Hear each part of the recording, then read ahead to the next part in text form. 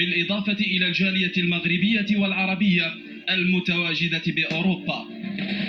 خرجت الجماهير العربية إلى الشوارع والميادين احتفالا بهذا النصر غير المسبوق عربيا. البداية من العاصمة البلجيكية بروكسل، جماهير مغربية وعربية تابعت المباراة بشغف، بل تفاعلت مع كل لقطة أو ركلة للكرة. امتدت إلى عاصمة الأنوار باريس، المشجعون من كل حدب وصوب لمساندة النصير ورفاقه.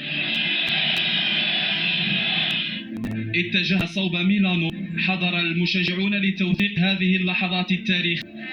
الجماهير بالعاصمة الموريتانية نواكشوط، فكانت فرحتها بالتأهل مضاعفة بعد الإنجاز الفريد الذي سطره أسود الأطلس.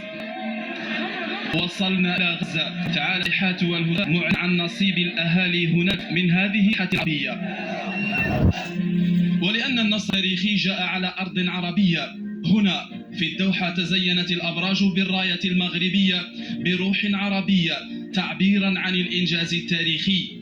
إنجاز تاريخي وضع اسم المغرب والعرب على خارطة طريق لم يتوقعه أحد. وعقب صافرة النهاية انطلقت في اسطنبول احتفالات الجالية المغربية والعربية المقيمة في تركيا، وذلك ابتهاجا بالإنجاز غير المسبوق بالتأهل لنصف نهائي كأس العالم فيفا قطر 2022.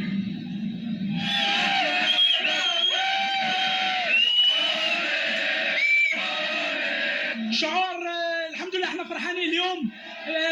انجاز تاريخي، ولو مرة منتخب عربي وصل لنصف نهائي كأس العالم هو إنجاز الحمد لله. مغربي وعربي في نفس الوقت، هذا انتصار للعروبة كاملة والشعب الإسلامي الحمد لله.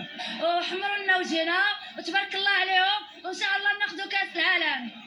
فرحانين بزاف بهذا الفوز، والمنتخب المغربي يستحق لأن لعب زعما كاين باحترافية، ونتمنوا لهم التوفيق في الدور الجاي إن شاء الله. خير لحظة لا توصف، ونحن فرحون والحمد لله على كل شيء.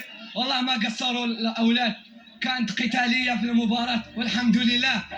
أنا من سوريا بحلب بشجع، والله قويهم وإن شاء الله بإذن الله بإذن الرحمن وبإذن الكريم بياخذوا كأس العالم، والله حيوا العرب. بعثة المنتخب المغربي حظيت باستقبال حار من الجماهير.